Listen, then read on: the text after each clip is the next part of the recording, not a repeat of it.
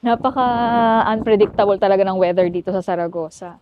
Tulad ngayon, papunta kami sa sentro, mi-meet namin yung friends namin. Naka-coat kami ni Santi kasi nga malamig ngayon. Kahapon, naka-t-shirt lang, tapos manipis na jacket.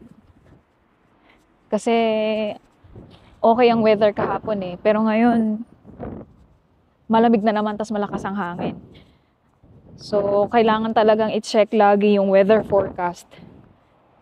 Kasi may pagkakataon na magugulat ka na lang. Sa umaga malamig, tas biglang pagdating ng hapon, biglang iinit. Tapos minsan, baliktad. Mainit sa umaga, kaya pag hindi ka nag-check ng weather forecast, hindi ka magdadala ng jacket, no? Kasi mainit. Tapos biglang, surprise, surprise, sa hapon. Sobrang lamig. So, isa yan sa hindi ko trip dito sa Zaragoza or hindi ko gusto yung weather. Paiba-iba.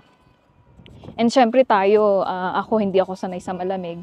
Isa yun sa kahinaan ko yung malamig na panahon. So, laging naka-ready.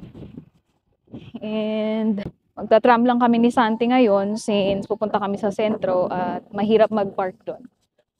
Right, amor? To meet our friends. But before that, magre-recharge kami ng bus card.